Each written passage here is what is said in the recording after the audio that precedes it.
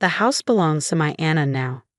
Patricia's smug voice crackled through my phone's speaker. I've changed all the locks. Don't bother coming back. I stood outside the small clinic in Guatemala where I'd been volunteering for the past 3 months, the humid air clinging to my skin as I processed her words. Interesting, I replied, keeping my voice steady. And how exactly did you manage that, Patricia? She laughed, the sound sharp and bitter. Of Elizabeth, you're so naive. Did you really think James' old documents would hold up? I've taken care of everything while you've been playing savior to those foreign children. My name is Elizabeth Foster, and at 34, I was listening to my mother-in-law try to steal my home. The historic Victorian house my late husband James had inherited from his grandfather. The same house where James and I had spent 5 beautiful years before cancer took him too soon. The same house Patricia had been trying to claim since his death 2 years ago. Thanks for letting me know, I said calmly, ending the call before she could respond. My hands weren't shaking as I opened my email and contacted Mr. Davidson, the family lawyer who'd helped James set everything up before he passed. The old deed was safely stored in his office, along with some other documents Patricia knew nothing about. Inside the clinic, Maria, one of the local nurses, noticed my expression. Todo bien? She asked, concerned. Yes, everything's fine, I assured her, managing a smile. Just some family drama back home. I didn't mention that my mother-in-law had just tried to steal my house, or that her daughter Anna was probably already moving in, assuming they finally won their long battle against me. They never understood why James had left the house to me instead of his sister. They couldn't comprehend that our marriage had been real, that we'd been partners in every sense of the word. To them, I was just the young wife who'd stolen their precious James, who'd failed to give him children before cancer claimed him at 37. The house needs to stay in the family. Patricia had insisted at the funeral, as if I wasn't family, as if the 5 years James and I had shared meant nothing. When I decided to volunteer abroad with Doctors Without Borders, using my nursing skills to help those in need, Patricia had seen it as abandonment. Running away, she called it, ignoring that this had been James's dream too. My phone buzzed with an email from Mr. Davidson. Documents secure. Proceeding as discussed. Return when ready. I smiled, remembering the day James and I had sat in Mr. Davidson's office, planning for a future we didn't know would be cut short. My mother will try something, James had said, his voice weak, but his mind still sharp. She's never accepted Elizabeth, and she won't start after I'm gone. We'd spent hours ensuring everything was legally airtight. The house, the original deed, the trust James had set up. Everything was protected. Patricia thought she'd found a loophole, probably some old document from when James's grandfather had owned the property, but she didn't know about the updated deed or the letters James had left with Mr. Davidson. That evening, as I helped the clinic staff organize supplies for the next day's patients, my phone lit up with texts from Anna, James's younger sister. How dare you ignore Mom's calls? The house should have been mine anyway. You never deserved James. We're throwing out all your stuff tomorrow. I forwarded each message to Mr. Davidson without responding. Every threat, every attempt at intimidation just added to the documentation we need later. Patricia and Anna had no idea they were building a case against themselves. The next morning, I received another call, this time from Mrs. Henderson, my elderly neighbor who lived next door for 40 years. Elizabeth dear, she said, her voice worried, there are people removing furniture from your house. That horrible Patricia is supervising everything. Thank you for letting me know, Mrs. Henderson, I replied. Could you do me a favor and take some pictures? It might be helpful to have them. Already did, dear. I don't trust that woman one bit. Never have, especially after how she treated you at poor James's funeral. I thanked her again, feeling grateful for allies like her and Mr. Davidson. Patricia thought she won, that my absence made me vulnerable. She had no idea that every move she made was being documented, every action adding to her inevitable downfall. My flight home wasn't scheduled for another week, but as I looked around the clinic, at the work we'd accomplished and the lives we'd helped, I knew it was time. James would have understood. He'd always said that helping others shouldn't come at the cost of letting yourself be hurt.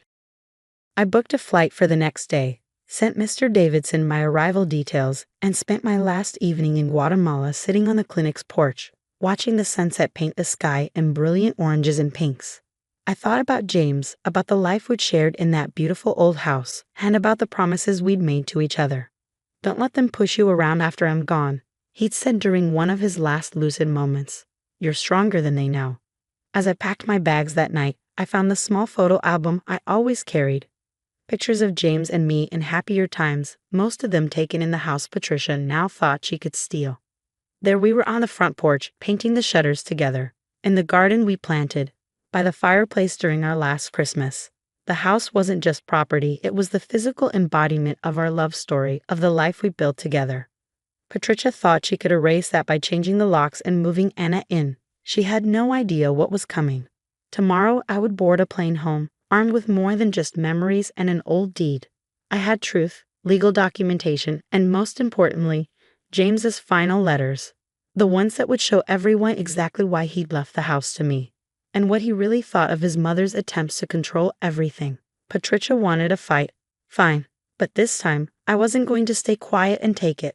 This time, I was ready to show them exactly who James had married. The flight home felt like an eternity, even though I spent most of it reviewing emails from Mr. Davidson. Patricia had been busy in the 3 days since her smug phone call. She'd not only moved Anna in, but had also started renovating, stripping away the careful restorations James and I had done over the years. They've repainted the entire first floor, Mrs. Henderson reported via text. That horrible bright yellow your mother-in-law always wanted, and they're tearing up your garden. The garden.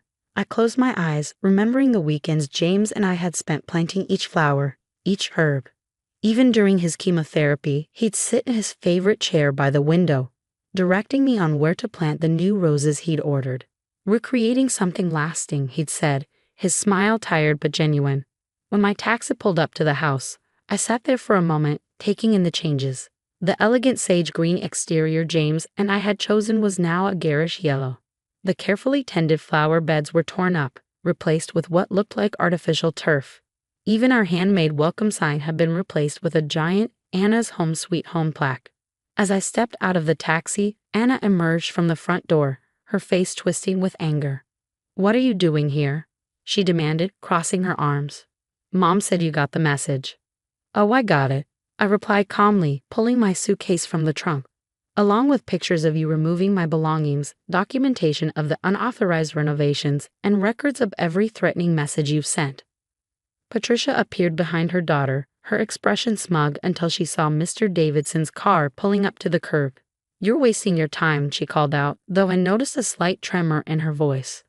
"We have documentation proving this house belongs to Anna now." "You mean the old property abstract you found in the attic?"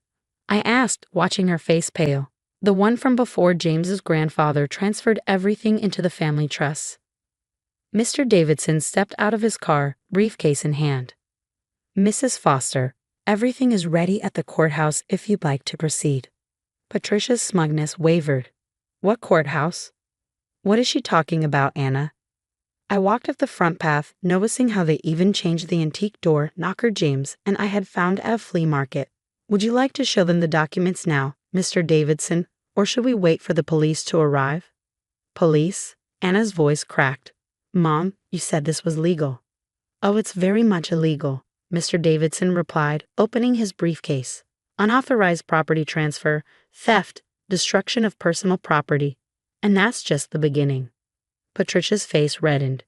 "Now see here, this house belongs in the family." "I am family," I cut her off, my voice firm. "James made that clear when he married me, when he made me his partner in everything, and when he left specific instructions about the house." "Instructions?" Anna asked, her confidence faltering. Mr. Davidson pulled out a sealed envelope. Perhaps this would be a good time to read James's letter. The one he asked me to share if his mother and sister ever tried to claim the house. The color drained from Patricia's face. "What letter?"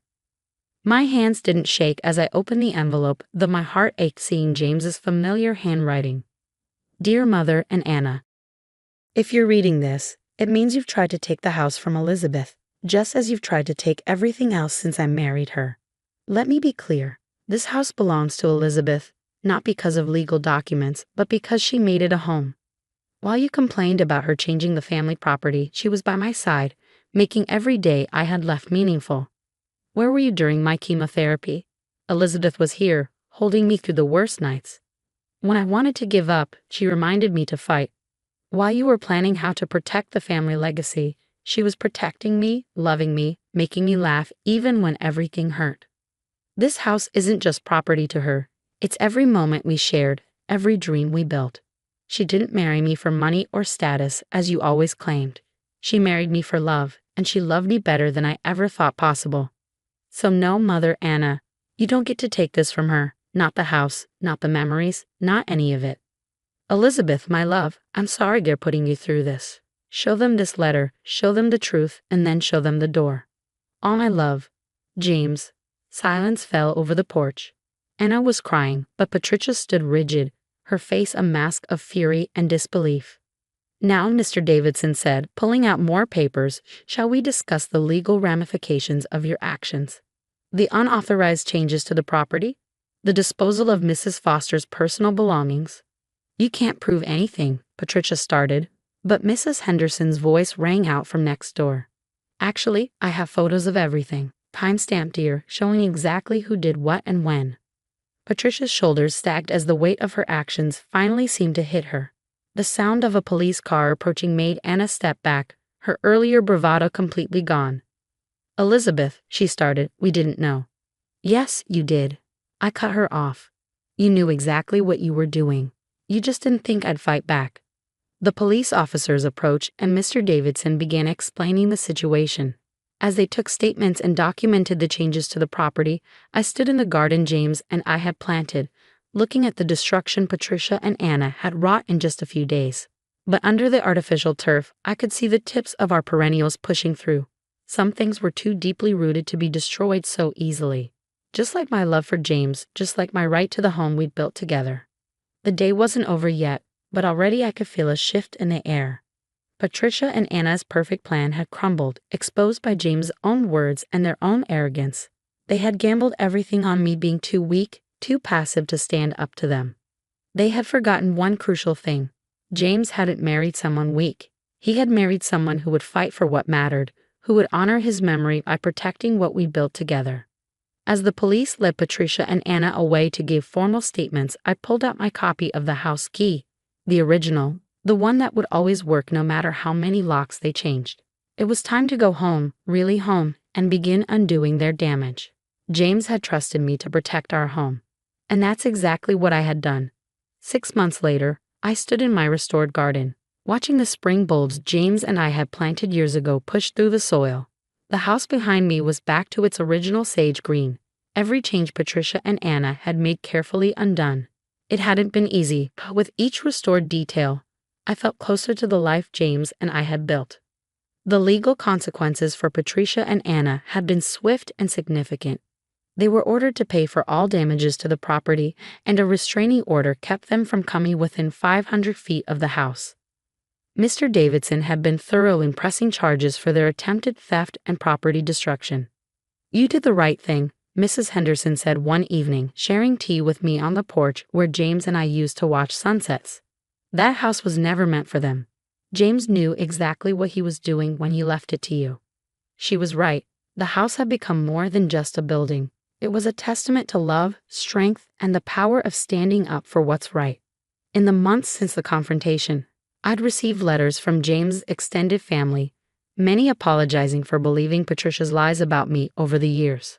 Even Anna, separated from her mother's influence for the first time, sent a letter. Elizabeth, I'm sorry. I read James's letter over and over, and I finally understand what he saw in you. What I did was unforgivable. But I want you to know I regret it deeply. You made my brother happier than I'd ever seen him. I didn't respond immediately, but I kept the letter. Perhaps someday, when the wounds weren't so fresh, there might be room for forgiveness. James would have wanted that. The house became more than just my home. It became a sanctuary for others. I started hosting weekend retreats for young widows, sharing the space that had helped me heal with others who needed it. In the garden where Patricia had laid artificial turf, I now grew vegetables that I donated to local food banks, continuing James's legacy of helping others. One quiet evening, as I sat in our favorite reading nook, I found an old notebook tucked behind some books. Inside was James's handwriting, plans we'd made for the house's future. Convert the guest room into a library, Elizabeth needs a proper place for all her books. Plant more roses. She loves watching them bloom. Maybe someday make the third bedroom into a nursery. That last one made my heart ache, but not with the sharp pain it once had. Instead, I felt grateful for the dreams we'd shared, even the ones we never got to realize. I added my own notes below his. Guest room now a library, filled with your medical books and my nursing journals. Rose garden blooming, your favorite variety survived Patricia's destruction. Third bedroom becoming a meditation space, helping others heal just like you always wanted. Mrs. Henderson called out from next door, interrupting my thoughts. Elizabeth, the first roses are blooming. I walked out to see the yellow roses James had planted for me pushing through the spring soil, stronger and more numerous than ever before. Life finds a way to persist, to bloom even after the harshest winters. Standing there, surrounded by the home James and I had loved, I felt at peace. Patricia and Anna had tried to erase me from this place, but they'd only succeeded in showing everyone exactly why James had chosen me to be its guardian. This house wasn't just brick and mortar. It was love made manifest, a promise kept, a legacy honored. And now it was also a place of healing, not just for me but for others who needed it. James would have liked that. He always said that the best revenge is living well and helping others along the way. As I walked back inside, the afternoon sun casting familiar shadows through the stained glass windows we'd restored together, I smiled. Some things can't be taken away, not with changed locks, not with legal tricks, not with any amount of manipulation. Love, truth, and justice have a way of prevailing, just as surely as spring follows winter and roses bloom again.